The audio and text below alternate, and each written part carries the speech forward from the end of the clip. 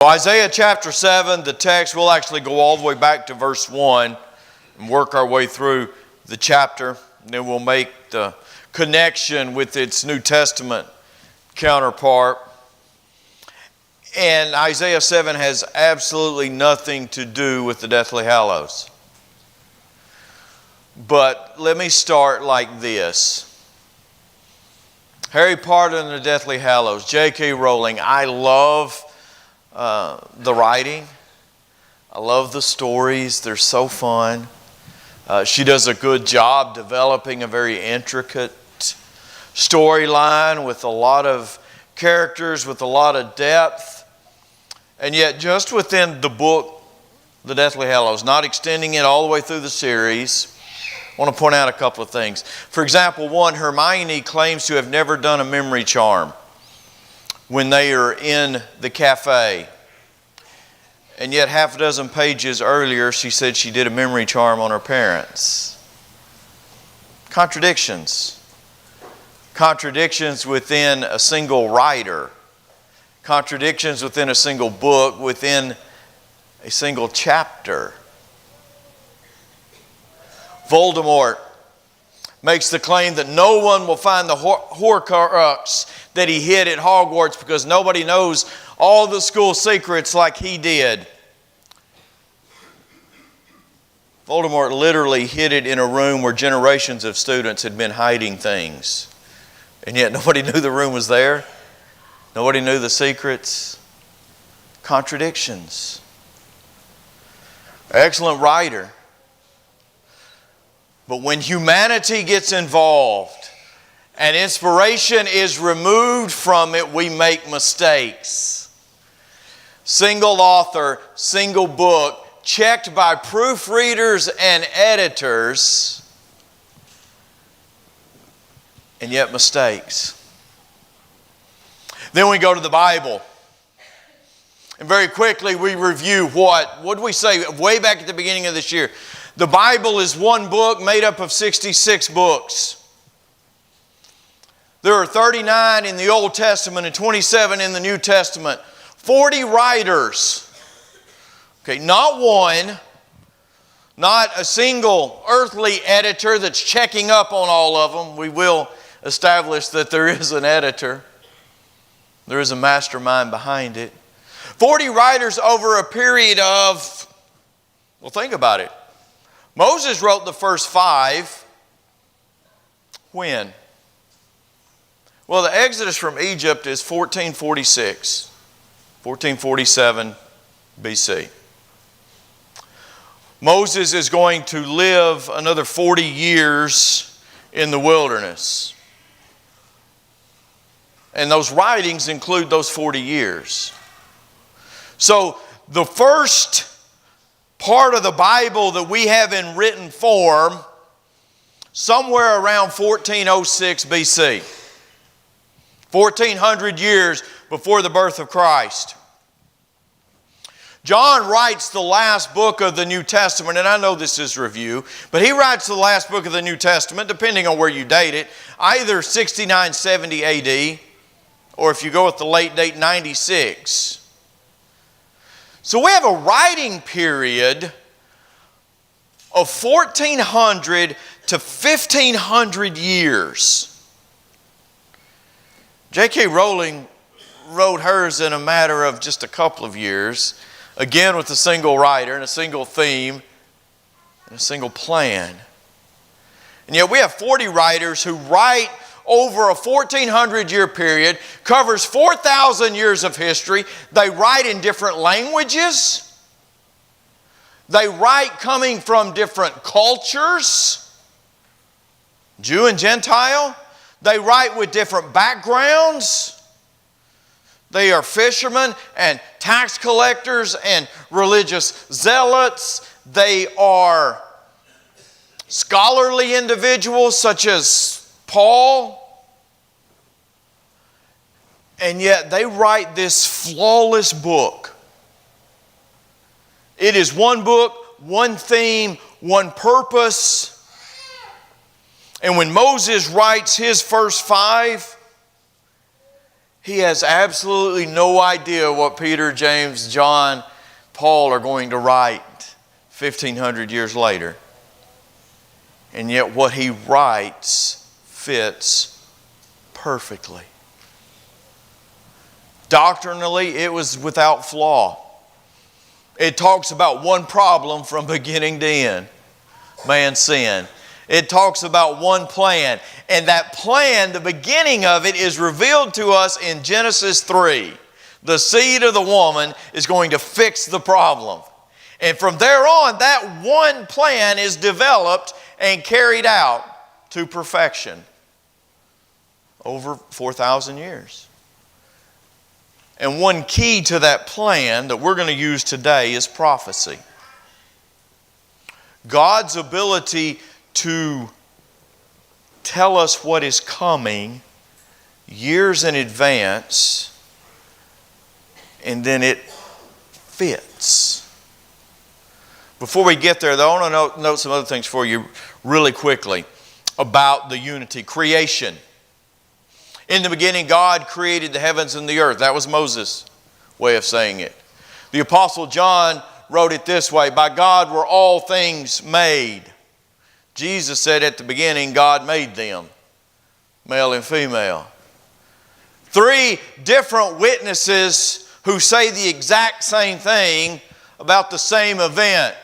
The flood. Noah went into the ark, says Moses, and the waters increased greatly, and all flesh died that moved upon the earth. The world that was then, being overflowed with water, perished, says Peter. Jesus says Noah entered the ark and the flood came and took them all away. Different witnesses to the same event, and they all tell the same story, and none of them saw it. Well, outside of Jesus. We all stand at the corner out here and watch the same car accident. And the cops come to us and they ask for our statement as witnesses. And every last one of us have some details that don't match. The resurrection of Christ. David, prophet and king and poet. You will not leave my soul in the grave, neither will you suffer your Holy One to see corruption. Paul, Christ was buried and rose again on the 3rd day. Jesus himself destroyed this temple, and in 3 days I will raise it up. They're writing about an event that they cannot even imagine happening when David writes. The resurrection from the dead, no decay in the grave, that's something beyond them. Jesus is saying it's going to happen. And I'm going to do it, and it's going to be that I raise it up myself. And then Paul, going back looking at it, says the same thing. New creation, I'll make a new heavens and a new earth, Isaiah. John, I saw a new heaven and a new earth. Jesus, I go to prepare a place for you. Unity, unity, unity, unity, all the way through the book. Doctrine after doctrine after doctrine, expounded upon, added to by writer after writer after writer, and they do not contradict each other. And it's true with prophecy. And so now we're back to Isaiah chapter 7. And so I'm going to do a really cool one because I'm going to do a double prophecy. I'm going to do one that relates to Isaiah's day, and it relates to the birth of Jesus. And the details line up in both Isaiah and the angel, well, all three, and then Matthew. Say we're all talking about the exact same thing. So Isaiah chapter 7. The book dates, as far as the writing of Isaiah, we date it somewhere between 740 years before the birth of Christ and 701. But Ahaz can narrow that for us as far as the prophecy itself. Ahaz ascended the throne around 735. He reigns for 16 years. So 719. The verbal prophecy, Isaiah speaking out loud to Ahaz in Isaiah chapter 7, is roughly 720 years, 720 to 730, before the birth of Jesus. 7+ centuries. And even if he speaks it verbally in chapter 7 and then waits to the end of his career to write it, and it's the latest possible date for his writing, 701, even the written part of it is 700 years before Jesus.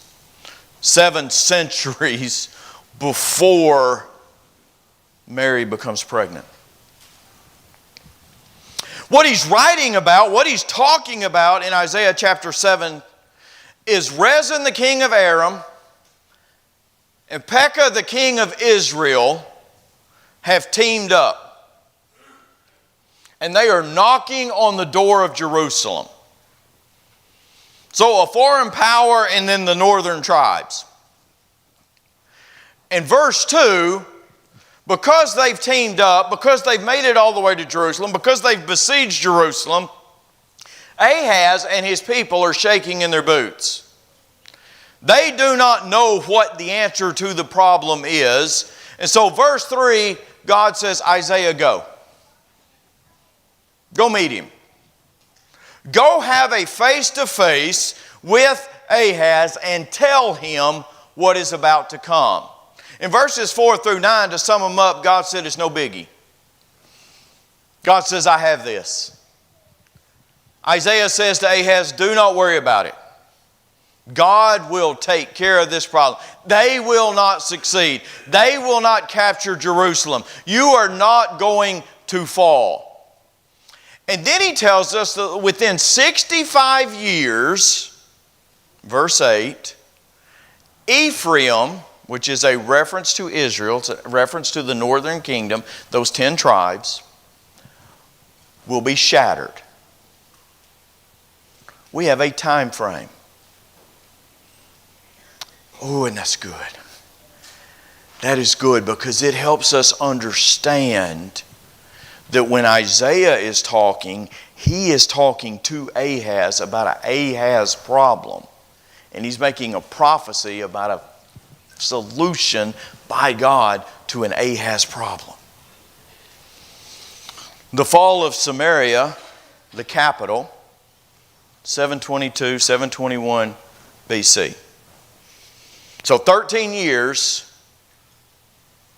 after Ahaz takes the throne, the capital falls, and the floodgates of captivity begin, so that within 65 years,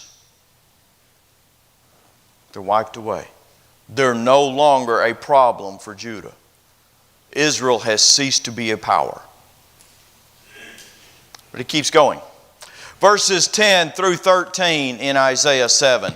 And this is where our reading picked up. The Lord spoke again to Ahaz, saying, ask a sign for yourself from the Lord your God. Not the first time, not the last time.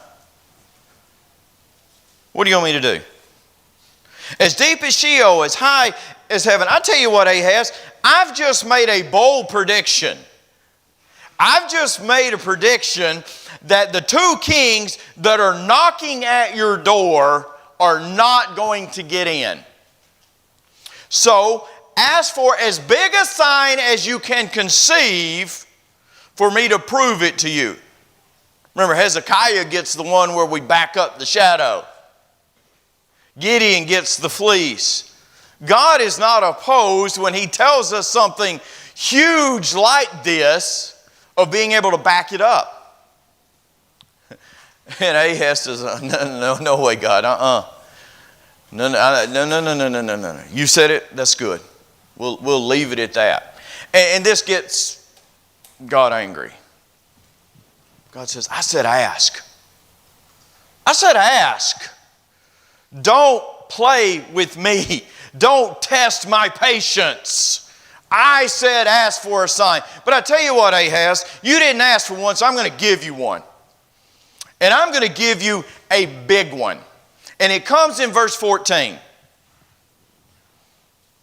Isaiah chapter 7 and verse 14. I'm going to read it the way it's translated.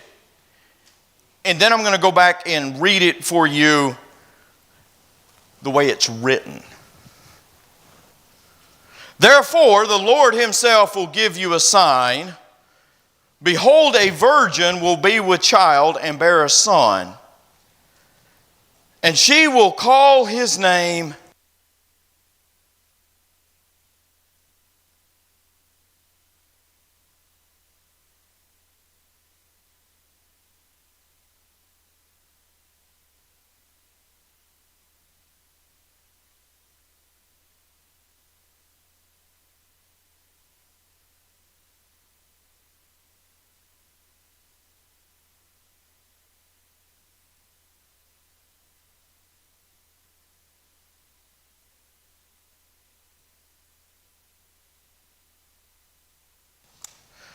but now I also have sound again.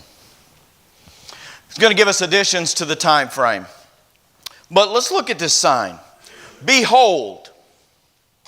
Ahaz, open your eyes and look. All right, I'm about to show you something. And then in Hebrew, what we get that we don't get in English is it says, behold thee. Remember when Jesus says, behold, the sower went out to sow? And we understand that to mean, look, right over there on that hill, that sower went out to sow. That's what that means. Isaiah says, behold, thee. He is pointing at something. He is drawing their attention to a single individual. The maiden. Now, when the NIV came out and translated Isaiah 7:14, maiden, we lost our minds. That's the word virgin. There is no Hebrew word for virgin. It is the word maiden because it is assumed that as a maiden, she's a virgin. There's no Hebrew, that you cannot put virgin in the Hebrew text. It's the word maiden. Now then, when the Septuagint comes along, we get virgin. Why? I'll show that to you in a minute, because of Matthew chapter 1.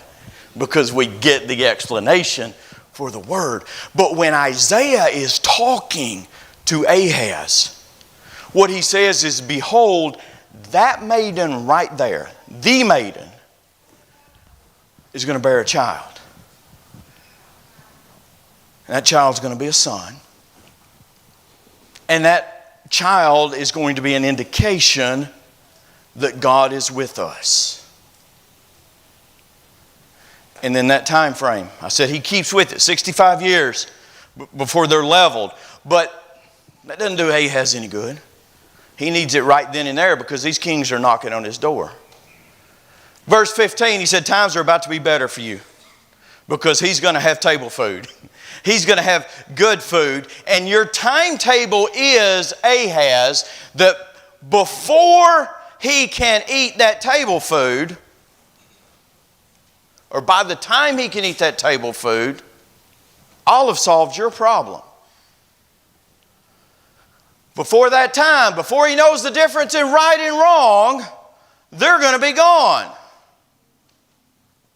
That's a very narrow window. Behold, thee, maiden, is going to have a child.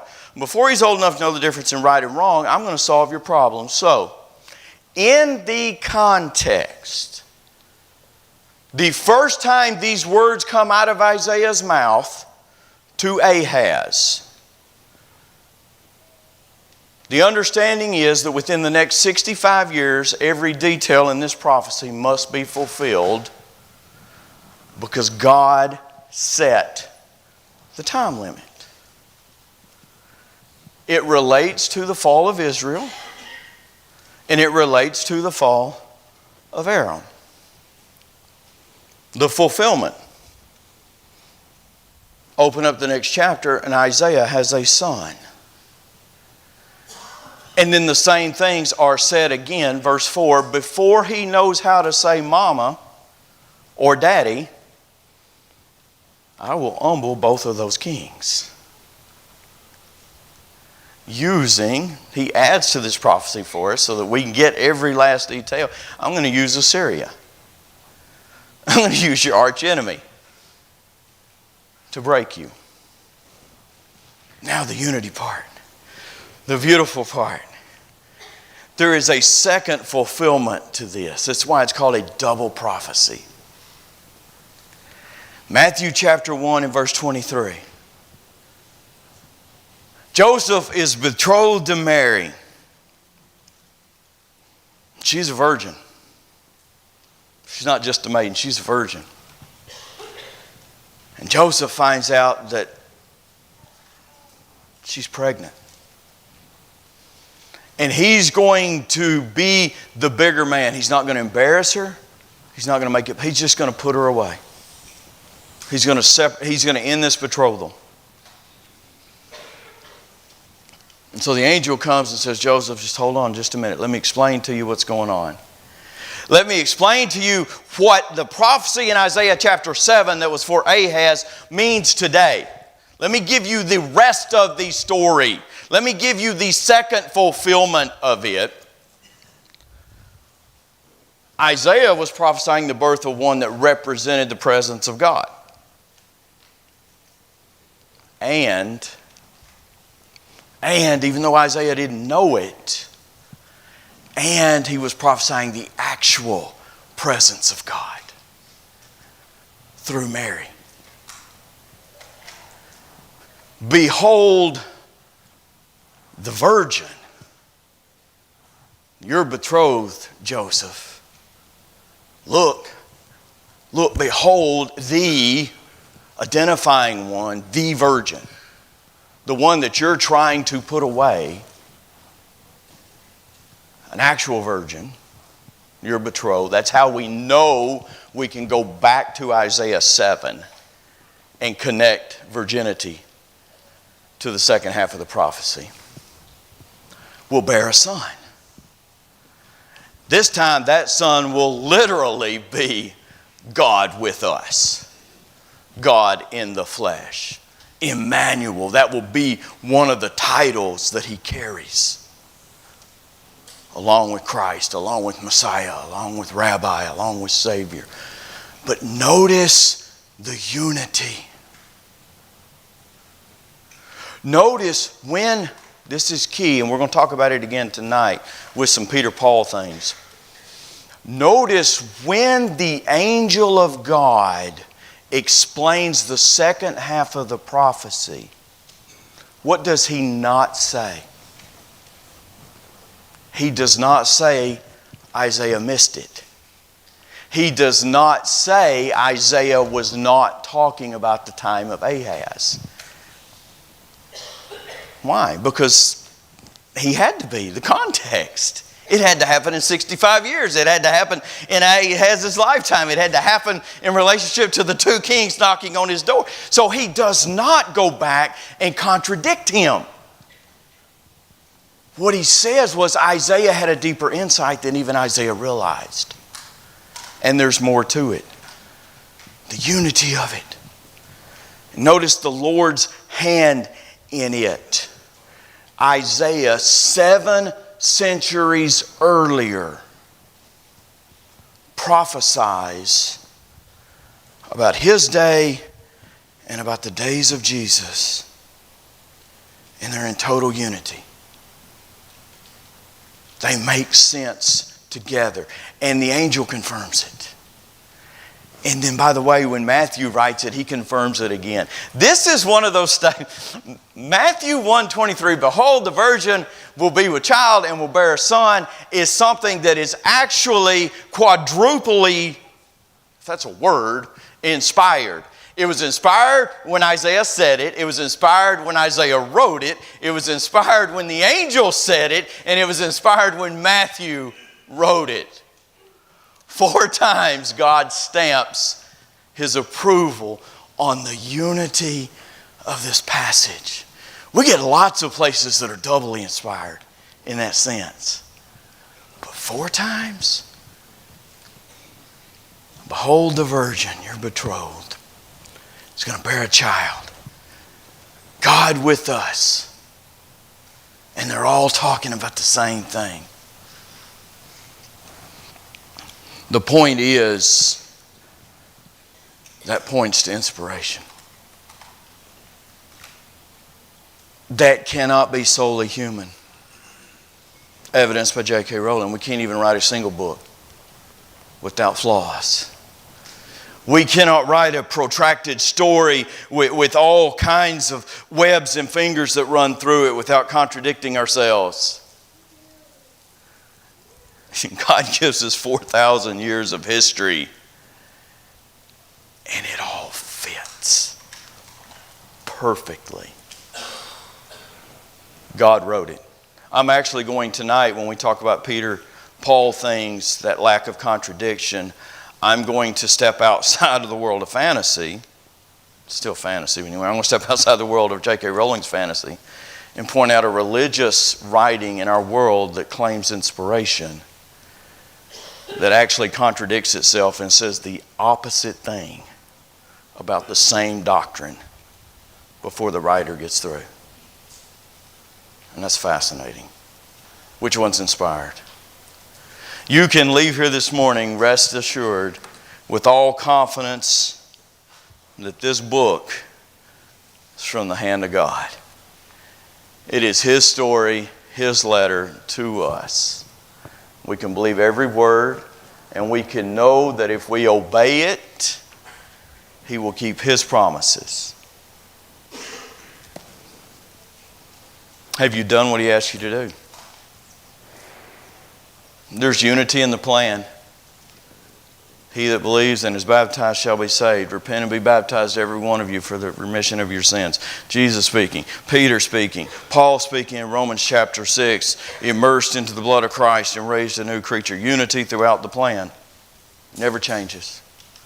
Come obey that plan as we stand and sing.